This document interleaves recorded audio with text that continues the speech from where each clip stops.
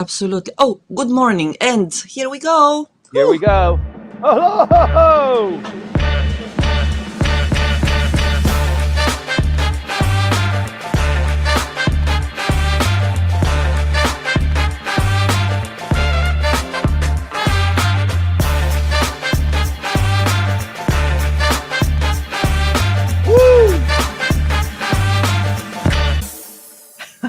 I love that last movement of your dance. Cannot see the dancing shoes, but that's really nice to see the almost the whole picture. And good morning. Good morning, Timothy. Good Good morning. morning, everybody who is watching us in LinkedIn, Facebook, also YouTube, listening to us in Clubhouse. It's a pleasure to have you with us on this beautiful Sunday, the last Sunday of 2024. So thank you for spending your Sunday morning or Saturday evening with Timothy and me. And as you well know, Timothy is here to introduce the latest happenings in Japanese politics. Timothy is the CEO of Langley Squire, the oldest and the most experienced government relations agency here in Tokyo and in Japan for this matter. So Timothy, I'm not going to keep people waiting. I will give you the screen in a bit. Okay. But before that, please let us know what you're going to talk about today. And from there, we can give thanks to our sponsors and dive into the details. It's you now. Great.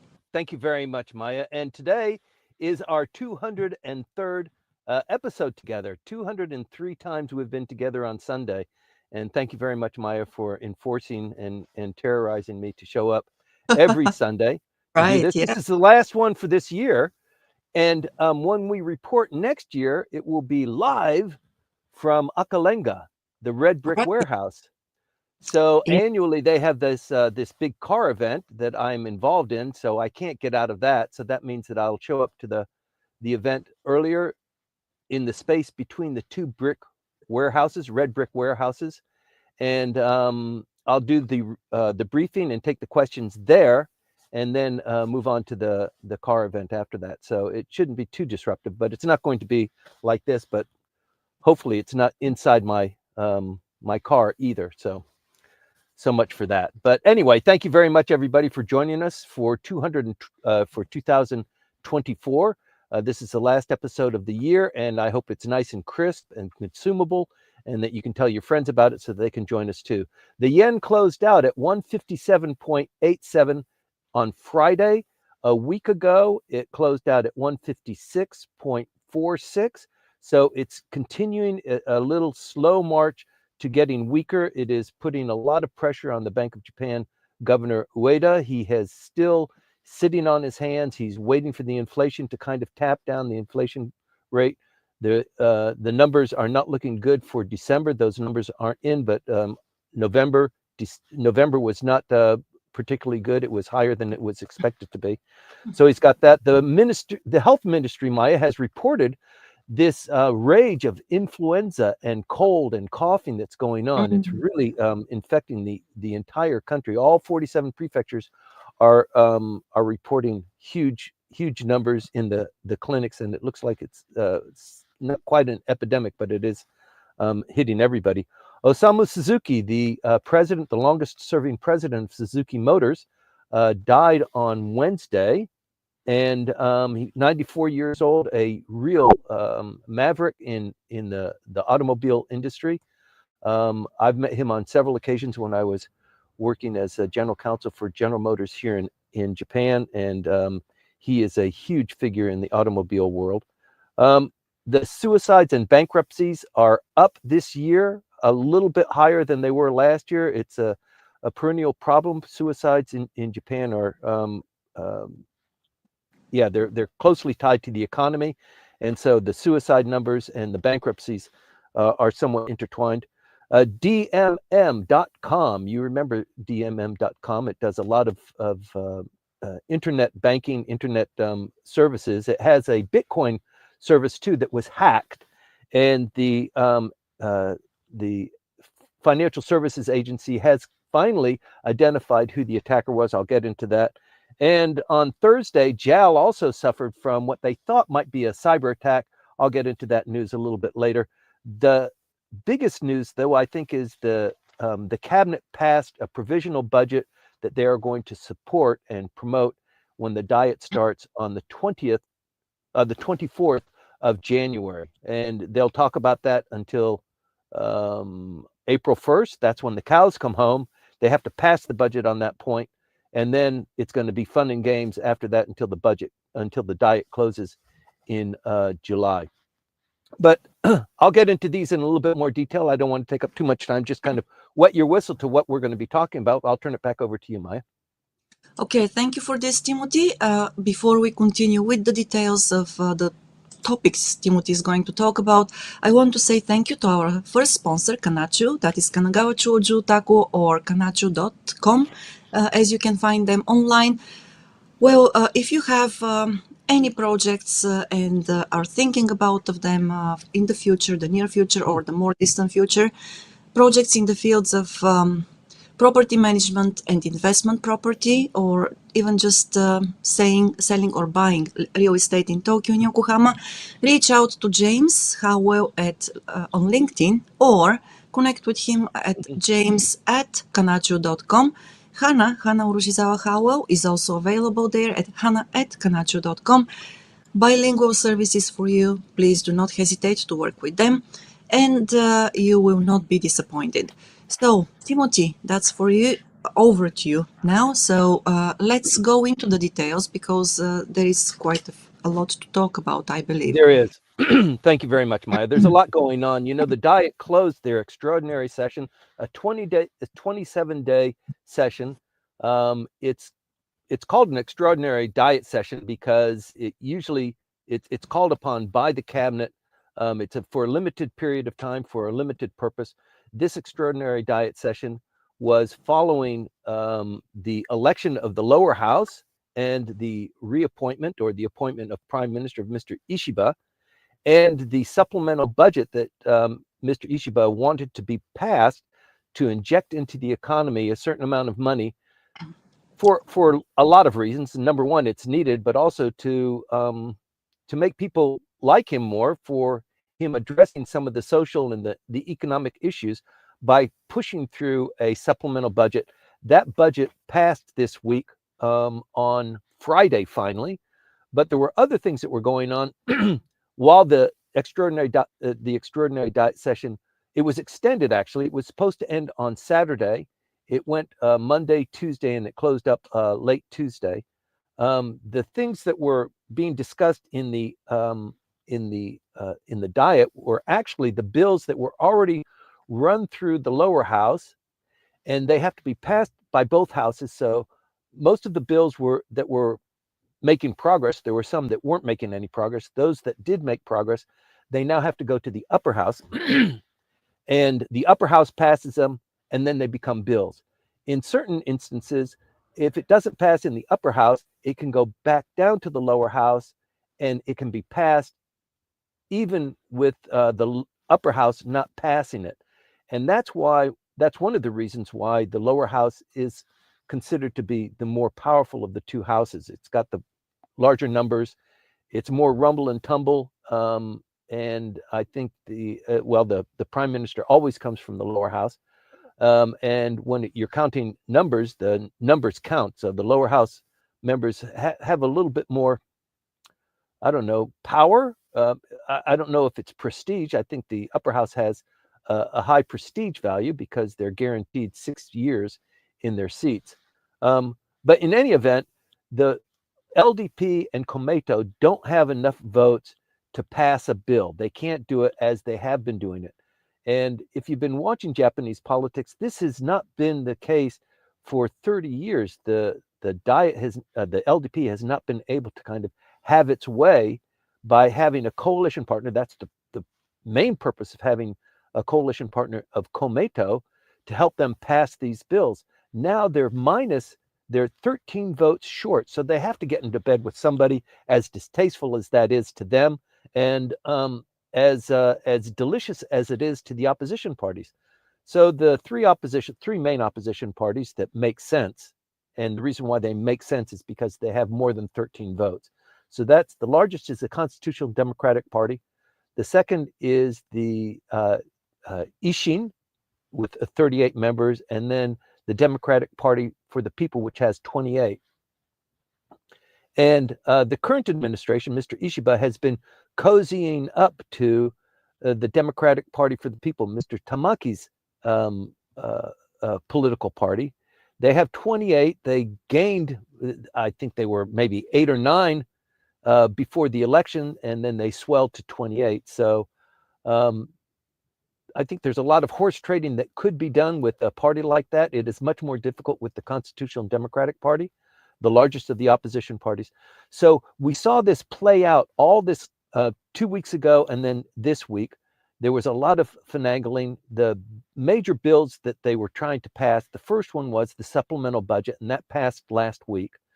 But there was other bills about the political campaign funds and how it's collected and who reports and who can buy these party tickets, what kind of quality of members of the public can pay into it. So they had a lot of back and forth when they pushed these bills through. And let me just go into a couple of these. On Monday and Tuesday, the upper house considered these bills, and it showcased the real major problems and the balance of power that's going on in the Diet right now. So the key bills that was passed was the 13.9 trillion yen supplementary budget. That's $91 billion in US money. I don't know if it's just such a large number, but this is just for supplemental. This is money that's supposed to be injected into the economy and spent before April, because this is the fiscal year from April to March 31st. There was a huge push to ban political activity funds. That means that the political parties, particularly the LDP, in fact, it's almost exclusively the LDP, gives money to members of the parliament for them to use for political activity. And they don't have to report it. They can put it in their pocket. It's something of a slush fund in and of itself. And the opposition parties insisted that that be banned. So there was some back and forth on that. The LDP and Komeito attempted to push it through. Like I said, they don't have the 13 additional votes to give them 51% to pass a bill. So they have collectively 220 votes. You need 233 in order to have that simple majority. So they must coalesce with a third party. And there are a couple of suitors. There's Komeito, there's the Constitutional Democratic Party, there's Ishin. And each of them have different pet projects. But all of them are united in banning political activities. So all of the opposition parties said, you've got to ban that. The end result was, when it went to the upper house, that they had a phrase where political funds didn't need to be reported if it was because of sensitive strategic geopolitical conversations they might had. That's talking about members of parliament in exercising their activities. And that got shot down because the opposition party said it's just a loophole. You're just going to characterize everything as being involved in geopolitical strategic imperatives.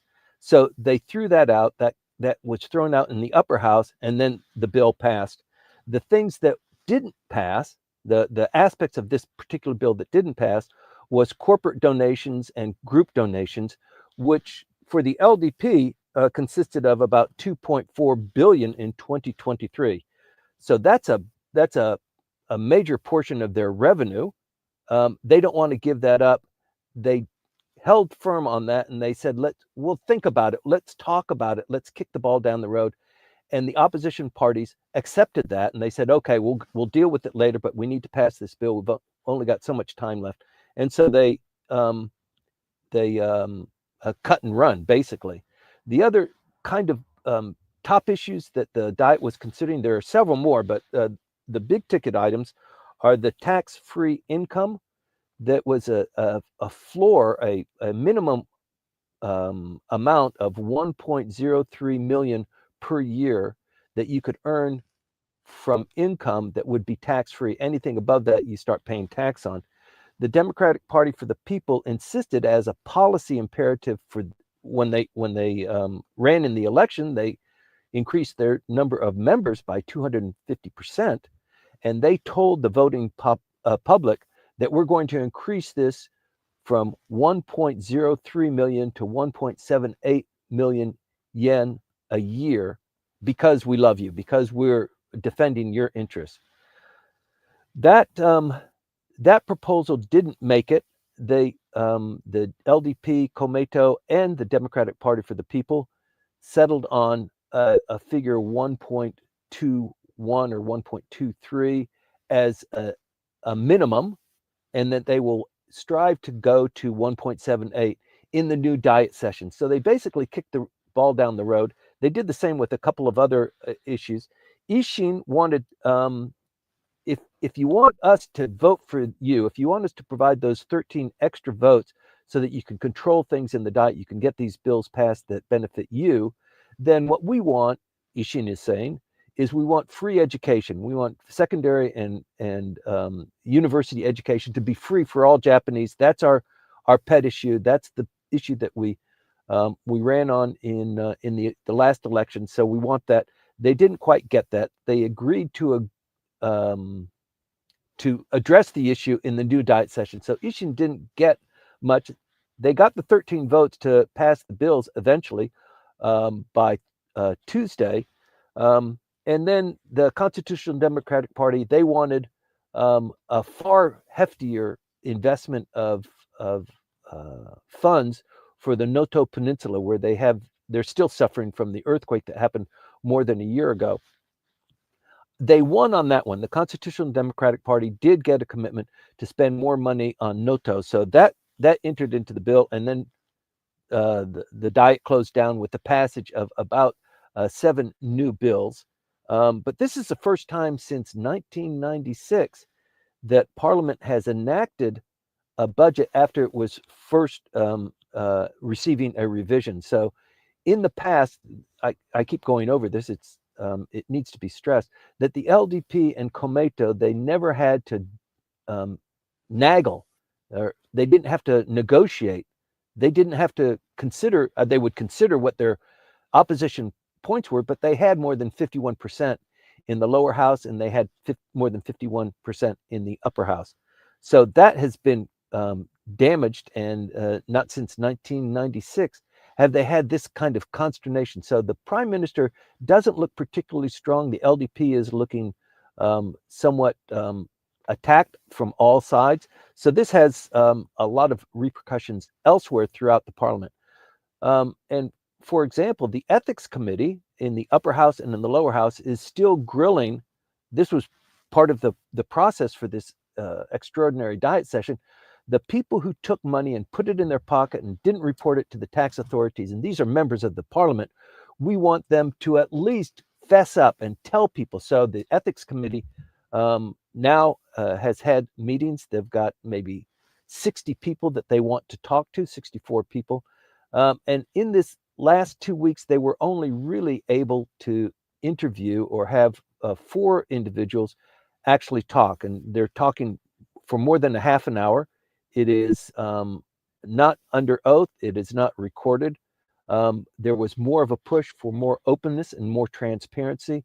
So this last week, the ethics committee of the upper house did have open hearings. It wasn't as bad as people thought it might be, where the members were talking about how they spent their money. Most of the questions now, and we've only gone through 4 diet members, the questions really are who is the individual that okayed this? When Mr. Abe was alive, he said this slush fund, this is not a good look for us. This is not something that we should pursue. I want to put a stop to it. This is when he was prime minister. And so the Abe faction stopped that process.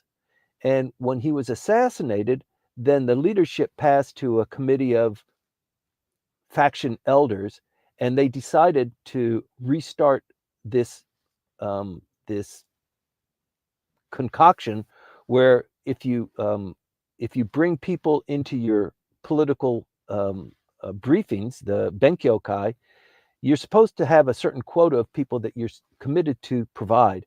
And if you exceed that, then you get some of that money that exceeds your quota. And the questions now really are starting to come to who's the fat cat that went against what Mr. Abe said and reinitiated this. That's where most of the questions are coming from. And I think that all the vectors are pointing to just one or two people. And I don't want to get too far into that. But this ethics committee closed their hearings on Tuesday. They will continue it in the new year. Funny enough, though, the public prosecutor's office decided on, when was it? I think they decided on Thursday to drop all charges against the 65 current and former members of the LDP and their secretaries for accepting these slush funds. So the public prosecutors, you might remember, initiated investigations when this whole story broke. A suit was filed by a consumers group, a group of people who said we have been damaged. We want redress. The public prosecutor's office initiated an investigation. It went all throughout the tail end of Mr. Kishida's administration into the election, and now the public prosecutors have decided that this kickback scheme, we don't have enough evidence to really make a strong case to indict these people. So although previously 11 lawmakers and their secretaries had been formally charged, on Thursday these charges were dropped, and it included not just the members of the Abe faction who were implicated, but also Mr. Ishiba and his faction, which was also implicated in following this same kind of tactic. You might remember that Mr. Moriyama had his faction. He is now the Secretary General of the Ishiba administration. His faction was not implicated in taking these funds, but he was the first faction to dissolve as a consequence of this. Mr. Abe's faction, the former Abe faction, dissolved quickly thereafter. And everybody except for the Aso faction dissolved. So the only faction, formal faction with a secretary and an office and the regular accoutrements of having a faction, they're the only ones that have that, Mr. Aso's faction. And so let me see, it's of the huge number of people that just got a free pass, 16 of them belong to the Abe faction, and 44 accountants and their secretaries basically got a Christmas gift on Thursday. So as much as the ethics committee is proposing to chase this down and find out what actually happened, the public prosecutors moved in quickly to say we're not going to indict anybody. So it's kind of sad news, but I guess that's the way justice works here. And it is kind of funny that it's Mr. Ishiba and his faction, which was also implicated, that got out of that. So let's see. The big news is the cabinet approving the budget for submission for 2025. So it's the end of the year. The cabinet is supposed to propose their budget, and then when the diet starts formally in January, February, and March, the both houses are supposed to accept the budget. So there's a lot of horse trading that goes on now, but at least the budget has been submitted. It is a big one. Last year, the budget was 114 trillion yen. This year, it's 115.5 trillion yen. That works out to about $735 billion. A big increase. It's the largest on record, obviously. The increases in defense and social welfare are somewhat in line with what has been going on. Defense has to be increased because of the commitment for 2% of GDP to be committed to defense assets, and they've done that. Mr. Ishiba's, his pet project is revitalization of the rural areas, so there's money there. But getting on to the defense, the amount in the defense. So 115 trillion of that, 8.6 trillion is dedicated to 2025's defense budget. And as you might recall, there's a 5-year program that Mr. Abe, Mr. Kishida, Mr. Suga, Mr. Ishiba have all endorsed now, a 5-year plan to increase defense spending. We're entering into year 3. And that entire package is 43 trillion. So this year's budget is 115 trillion, and the defense budget for the 5 years is 43 trillion. So that's a big number. But for this next year, 8.6 trillion is a little bit more than 2% of the GDP for this year.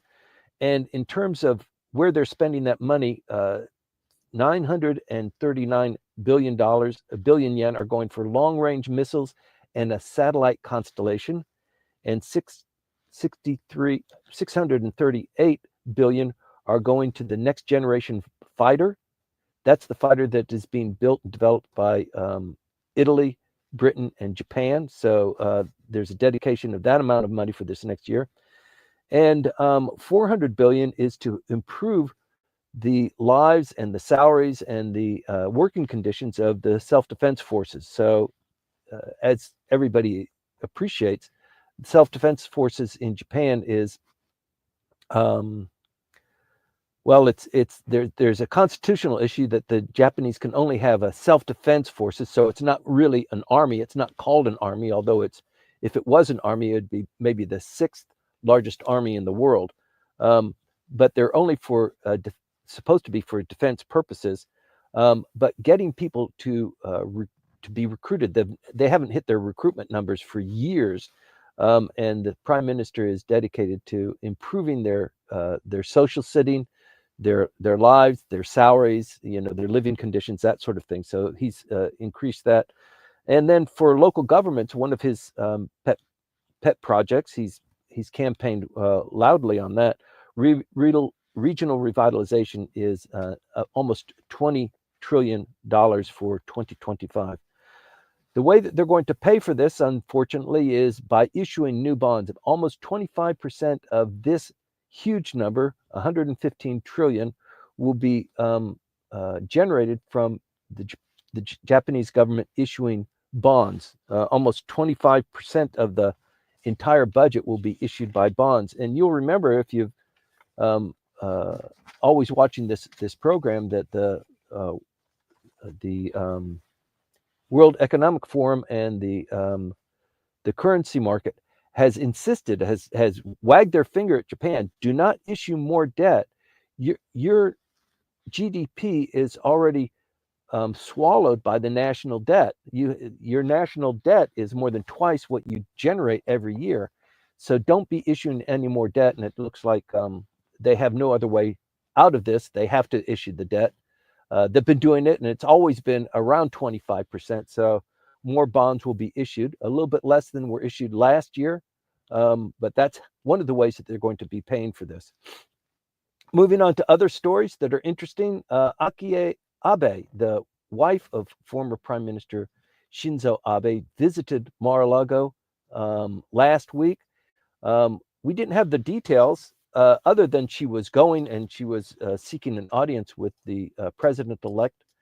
She got that on Sunday night. They had dinner together. I understand it was a very pleasant exchange. They exchanged gifts. She brought back a message to Mr. Ishiba that the president-elect would very much like to meet you. Mr. Ishiba, of course, attempted to line up a meeting with the president-elect when he was on his trip to the G7 in Brazil. It didn't quite work out, but he's keen on going. But now, with the diet starting on the 24th, let me see, the 24th.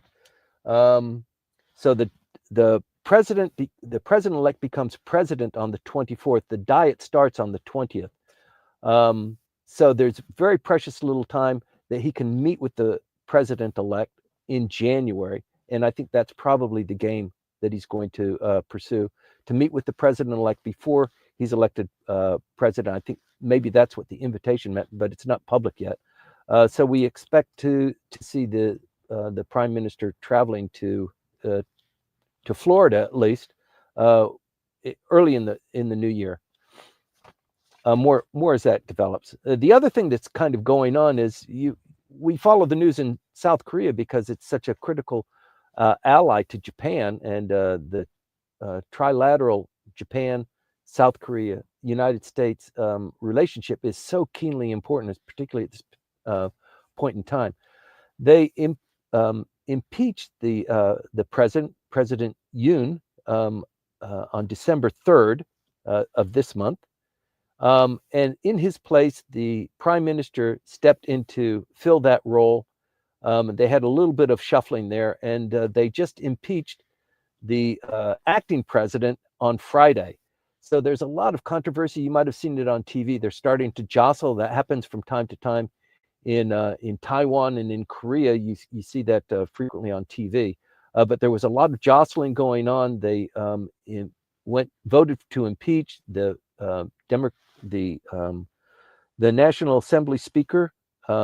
Was the individual who was kind of controlling the vote as the Speaker of the House. They have a single legislative house there, 300 people, and they took the vote. 192 people voted, and everybody else abstained. So everybody that voted was belonging to the opposition party, and they voted for impeachment. Everybody else that was not abstained from voting. So this controversy now will go to the Constitutional Court to review. So it's a long controversy that probably won't play out for the next, I think, maybe 90 days until they figure that whole thing out. But it's upsetting, at least. I'm sure if you're South Korean, you're really mad at the government for doing this. And then just wrapping things up, we talked earlier about influenza. There were 1.6 million people with influenza visiting clinics last week. So that's just last week. All 47 prefectures have reported double the amount of patients that are visiting their clinics. The highest incidents are in Kyushu, strangely enough, in Oita, Kagoshima, and Saga. And then the second round of influenza is showing up in Chiba, Fukuoka, Aichi, and Yamanashi. So please be careful. Do what you're supposed to do to keep clean and warm, that sort of thing. But it is probably going to get a little bit worse, because now that we're in New Year's, a lot of the clinics will close down and people won't be able to go visit. And I think, Maya, that's about it. JAL had a cyber attack, but I'm not sure if it was really a cyber attack. It might have been in any event, it shut down on Thursday. They attributed initially to a systems failure. The word came out that it might have been a cyber attack, but I think they're not quite sure if it was a distributed denial of services flood attack, or if it was just a router. It'll probably take a month or so before the true story comes out and we know for sure, but we'll keep our eye on that, because that's pretty significant. A cyber attack happening for JAL and people and the luggage and the canceled flights. So that's all that happened on Thursday, but pretty disruptive. Anyway, back to you, Maya. Thank you, Timothy. Okay, so thank you for the details and all the things you put together to keep us informed. Before we continue with the questions, we have accumulated quite a few of them. Oh, I would gosh. like to... I know. Okay. I want to once again go back to our sponsors, and this time say thank you to Hause Inc. So that we express our gratitude to them, because they have been with us for the bigger part of this year, and they'll continue going with us probably for the bigger part of the next year as well. So thank you very much, Hause Inc. For everybody who is new to the podcast, or you have been here but have missed this before, Hause offers bilingual services in custom home design, construction, building, and also renovations. They also do commercial building construction.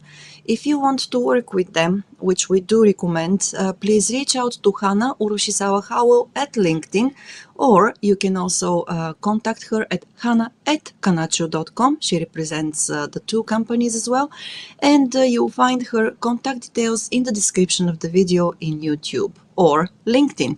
Reach out to Hannah, and thanks a lot to Hannah and James both. Timothy, once again, it is back to the questions we have received this morning. Of course, as always, I'll start with the first question that came before we opened the podcast, and it comes from Byron. I'm already getting the shakes. The shakes. Well, it's not that scary, and Okay. Byron, thank you very much always for being here and for coming up with all these insightful questions. So, Timothy, the first part of the question is a comment, and then the question that Okay. follows up is based on it. Okay, in his interview with Yomiuri, Prime Minister Ishiba threatened to dissolve the lower house if there were a non-confidence motion during the January to July Diet session, thereby precipitating a double upper house and lower house election in July 2025. The question is that threat meant to make members of the lower house become reluctant to support such no confidence motion, as dissolving the lower house will not enable anyone else to be prime minister, and instead force members of parliament to contest for their own lower house seats twice within a period of 12 months. This is a costly and arduous task. So, okay, that's a loaded question. Put yourself in the position of Mr. Ishiba. He doesn't have a majority. He has to horse trade with the opposition parties. He needs 13. Just give me 13. I don't care where you come from. Everybody is holding their line. They know that he is desperate for those. So he is horse trading. We talked about the horse trading. More money for free education, more money for Noto, more more strict requirements for collecting money for political funds, that sort of thing. So he's had to trade a lot, and sometimes there's double dealings. There's some betrayal that happened these last 2 weeks. So he's kind of up to here. So I think when he had this interview, he was like, you guys, I'm not totally powerless. I've cut deals with you. We've melded this together. We've passed some of these bills into law. I'm so glad that this extraordinary session is over. But I got a couple of things to say. I'm not powerless. I can control the closing of the house. So if you guys screw around with me between January and this next diet session, 150-day diet session, then I'm going to call for a double election. So he could do that. I think he's just venting because the opposition party also has, mathematically, if they collected, they could overrun the LDP in Komeito. They do have those numbers. It's just, building that kind of cohesion is almost impossible. It could happen. But they can also close down the House with a vote of no confidence. So I think what he's saying is, don't even tempt me with that, because if you do that, then I will close down the House. I'll just call for an election. I'll say that business can't be conducted and we need to have a new parliament. So everybody that's in the lower house, you have to go for election. Nobody's going to really like that. The public won't like it. That's 2 elections within a 8-month period. And yes, it's expensive to do that, and it's very tumultuous. It's like what's going on in South Korea now. But I suspect that the possibility of having a double election, which means there is a regulated date for the upper house election. 50% of the upper house goes for election this summer. And using timing, the prime minister could close down the lower house so that both elections fall on the same day. It brings out more people to vote. They're not voting for just the lower house, but they're voting for half of the upper house too. And the option is that whoever is kind of the winds of fortune are going for them, they're more likely to end up with more members in the parliament than they had before that. And generally speaking, that fate, the positive fate, falls on the LDP. I'm not so sure that it will if they do a double election this summer. So the things that we're going to be watching and reporting on are what's going to happen from January until the budget is passed. That's the end of March. April 1st, we move into a new zone. They will pass this budget. It's proposed to be 115 trillion yen. We talked about that just a little bit earlier. There'll be a lot of horse trading for these next 3 months. They will settle on it. They will pass it. And then it gets into the real knockdown, drag out fights that we anticipate lining up to the upper house election. The upper house is not as powerful as the lower house. It's got 252 odd members. The lower house has 700 members. So it's distinctly different, but it still carries a lot of weight. It's how you pass bills. The lower house passes it, then the upper house passes it.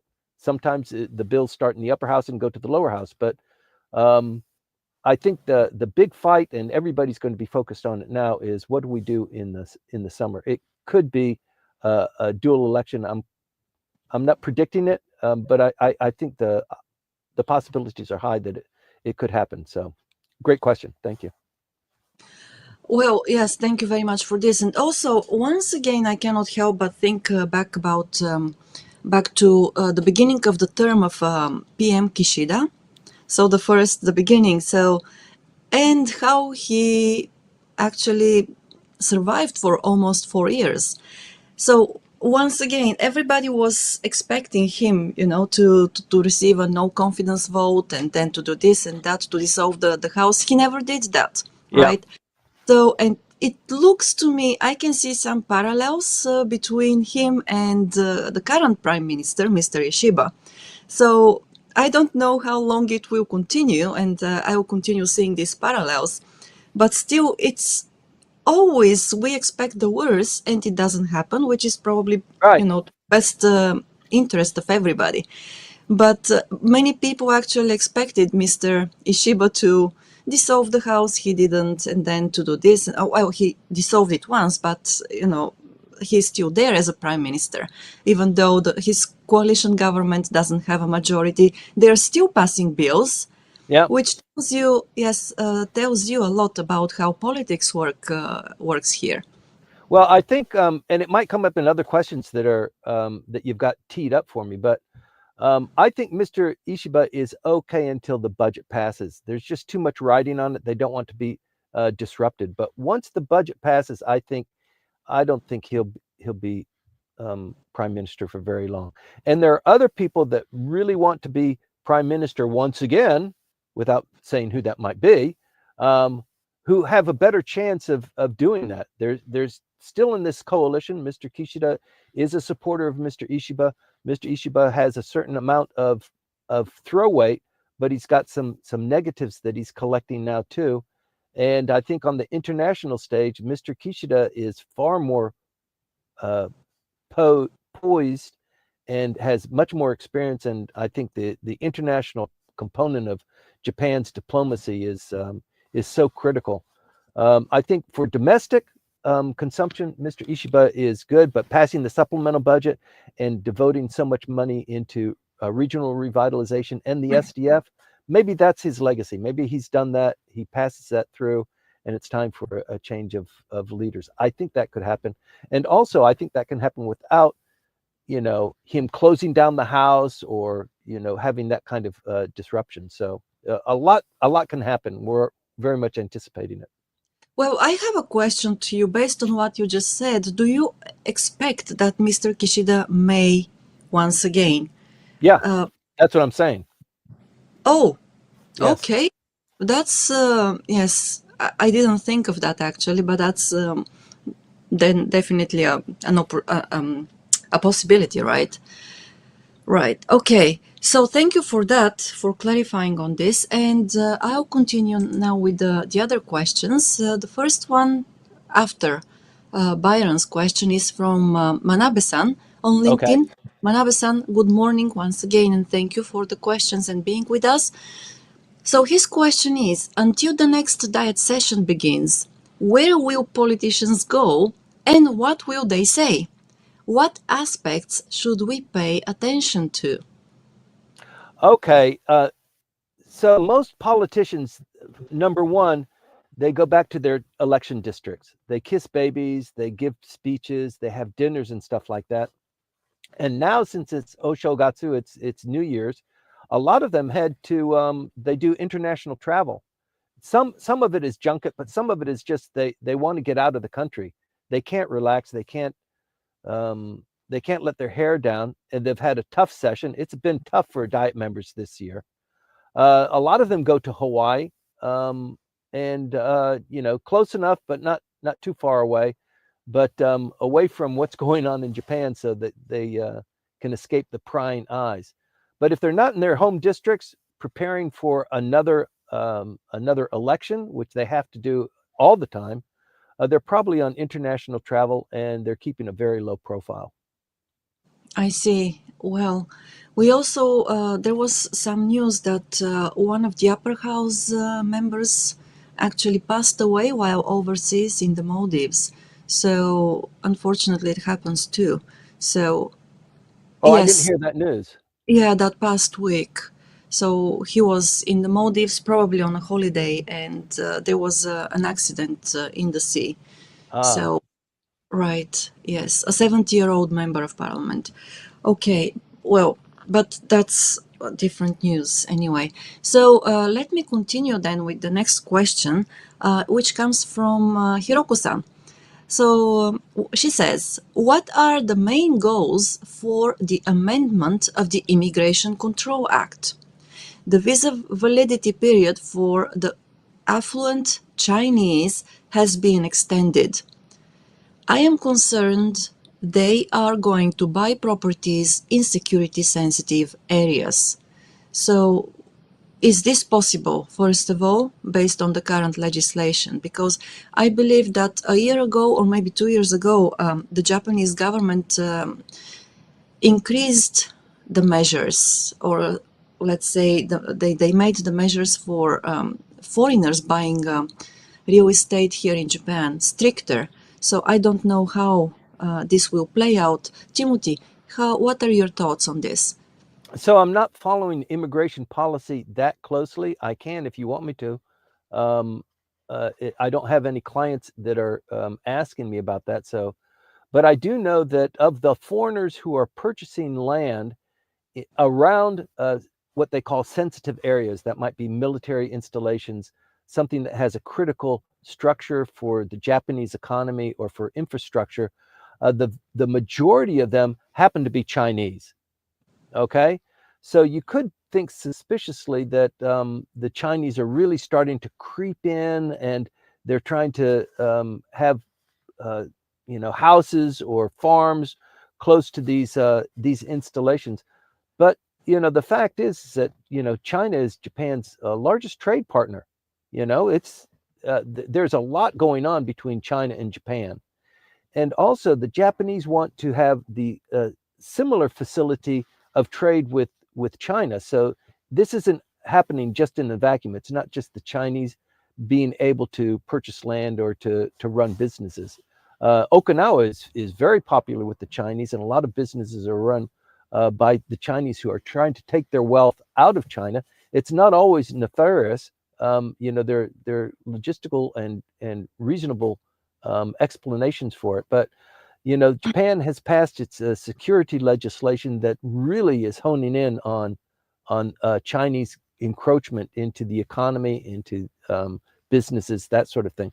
So I think the revisions to the immigration law is they've completely scrapped the what is it, the trainee system, where they The bring in Chinese program, yes, the the the technical trainee program. technical training program, which was Mhm. pretty much already a farce when they started it.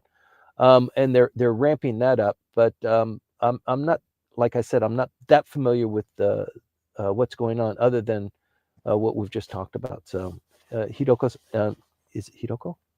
Hiroko-san, yes, yes. If she wants me to spend some time on it, I can report a little bit more fruitfully next week. Right. Well, we should do that, I believe. And then, so Timothy, also the government announced that they are increasing the annuities, the public annuities paid for the pension fund. And so I think that because of maybe this is what prompted the next question by Cam in Clubhouse. So he says, do you have any insights on Japan's pension reforms and how it could change the ways trillions of yen are invested?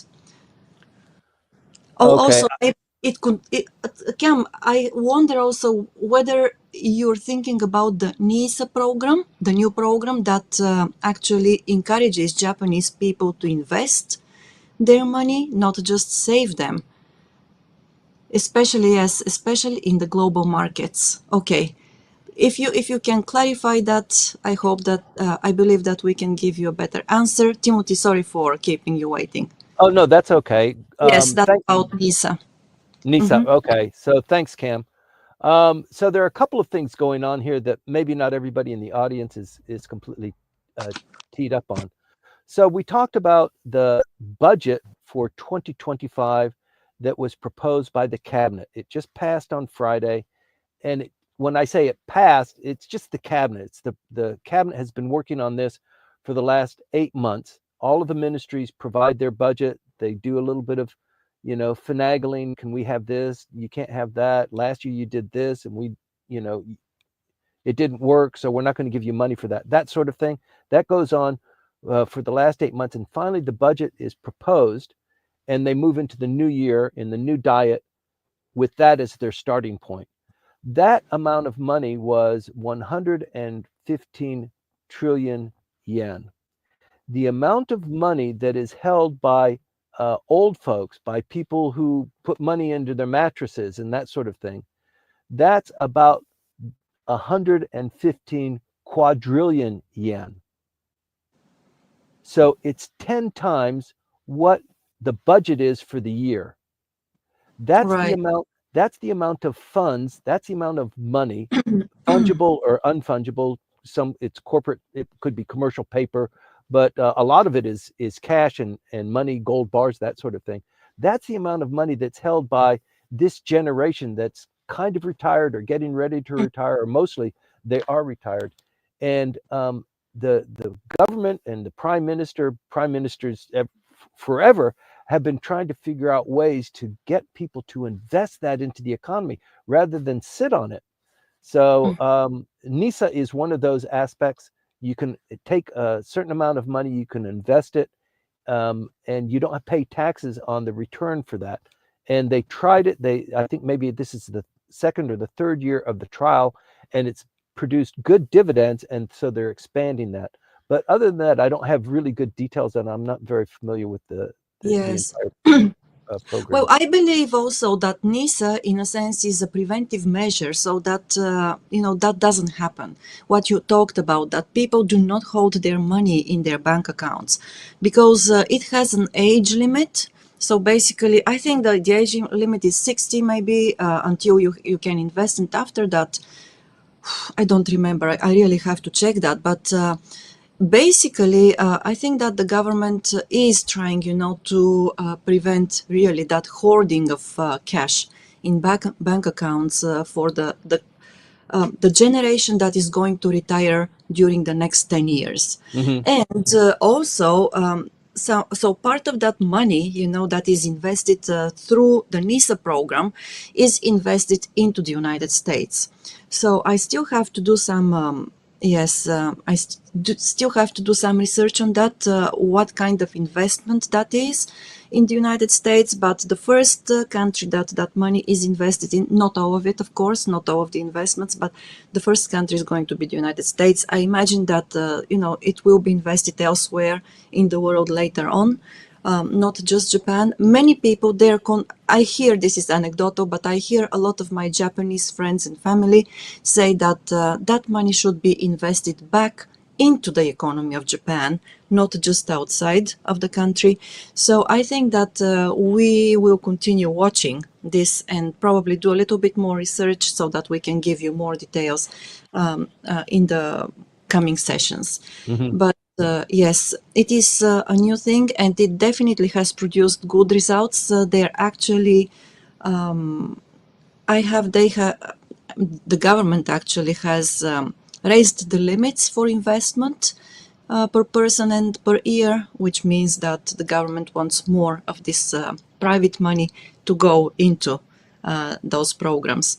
Right. Okay, yes. So let me see more. Okay, Cam says, I was wondering if we might see a new wave of investments from Japan. Yes, definitely. It is going to happen.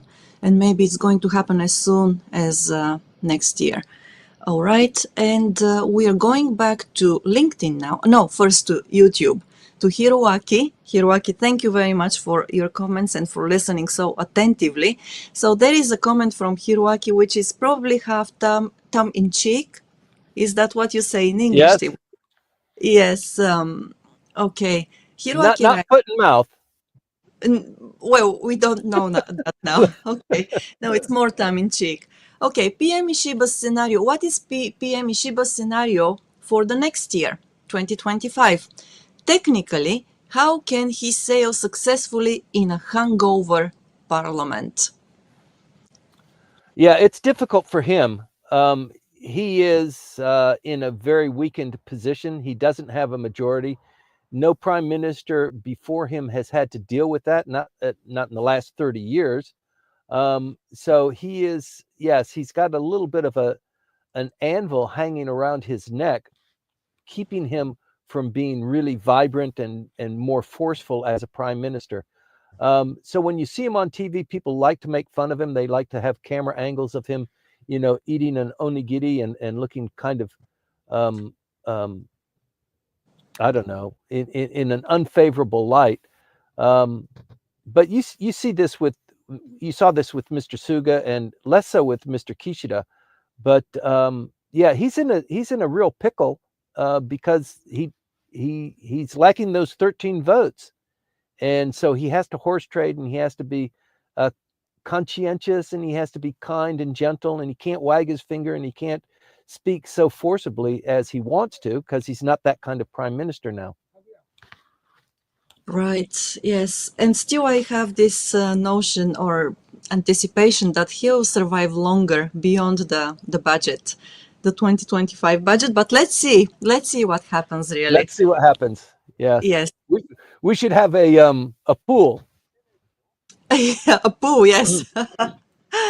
Yes, let's see. It's not that far away in the future, so we'll see. We'll know pretty soon what happens then. Yes, okay. And once again, Hiroku-san, that's true. Hiroku-san wrote a follow-up comment about the Chinese businessmen buying strategically sensitive areas, not areas, land plots here in Japan, and they do buy, yes, plots that contain water resources, and also I have heard that they also buy plots of lands that are close to the nuclear power reactors here, and yeah, it's really a sensitive matter. So Shira writes, thank you, Timothy-san. I thought this issue is closely related to politics. As you said, they are purchasing the politically and military sensitive areas. Yes, that's true. Well, they're purchasing everywhere. And the other thing that you have to keep in mind is that China has more millionaires than the population of Tokyo. Okay? They've got they've got lots of millionaires, and these guys want to spend their money elsewhere. They have difficulty taking it out of China, but if they are able to somehow secure some sort of a resource in Canada or the United States or in Japan, that's where they want to invest that money because it's a secure safe haven. Japan is a great safe haven for funds that you're trying to keep away from the government. So I think there's probably something like that in the background as well. Probably there is, yes. Okay, well, this is money invested into the Japanese economy as well. We cannot ignore that fact too, but I think that it's a delicate matter that should be dealt with in a delicate way. Yeah. So, very careful indeed. Okay, great. And with this, Timothy, I think that, yes, yes, it's time for you to, when you can say Oh, actually, that's oh, too yeah, bad. free to go, I'm free to run. Okay, before we sign off, let me remind you that next week I will be reporting from Akalenga, the red brick warehouse in Yokohama. So Mhm. it's going to be a little bit tough for me because I've got to physically locate to Yokohama. Then I've Yeah. got to get situated while everybody else is pulling their cars in. There's going to be a lot of confusion. I don't know how I'm going to do it. Last year, if you might remember, I got set up for doing it so that in the background, all of the cars pulling in could be showcased. And just as we were going live, a truck pulled up, and all we had was the back of the truck that was in the viewer. But Yeah, yes. But this is also going to be a chance for everybody who hasn't met you yet to go to Akarenga if oh, they are in that's Kanto, true. the Sure, Kanto area, and meet you there because you will be there the whole day, right? I'll be there the whole day. You can come by and kick tires and talk to people who own these very special cars, and the whole focus is on the older cars. So people have a certain nostalgia for these, just the design and the quality and the allure of old Rolls Mm. Royces, old Bentleys, and there'll probably be about 60 cars there. So it's a great day. I'll be there all day, like you said. Right. Okay. So once again, Timothy, thank you very much for this session. Thank you very much for the whole year, every Sunday morning, age Thank you, 20. Maya. And thank you in advance for the next year as well. Yes, there is no leash there keeping you, what's Yeah, that, tied up. But yes, there are other ways of, well, telling you I will rely on you to be here next year as well. And to everybody, once again, who has been with us this year and the year before and for almost 4 years, thank you very much. We do appreciate your time and appreciate your morning drinks, you having your morning drinks with us. Also, a happy new year and a very successful one. Best wishes because the next session is going to be in January. yes. And we are looking forward to having you with us once again. Timothy, just one more word from you. Happy New Year. Thank you very much for sticking with us, and hope to bring it bigger and better for you in 2025. If you have comments or suggestions, not just the questions on what's going on in politics, but how we can make this program more meaningful for you, we're all ears. So All ears, yes. Please do not hesitate to let us know. We accept constructive criticism. We're very happy to have it with us, actually, for us, and we want to improve on the way forward. Please give us advice and insights, and also greetings money. as well. Greetings. Okay, that's all for today. Once again, a big thank you to our two sponsors, Kanagawa Chuo Jutaku. This is Kanchu. You can find them at kanachu.com, and House. You can find them at house.co.jp. James and Hannah. So do not hesitate to work with them if you have any projects lined up for the next year. We do recommend them. We have worked with them and know that they will meet your needs and give you that plus alpha that everybody really enjoys. That's all for today. Thanks a lot and a happy new year. Enjoy the holidays.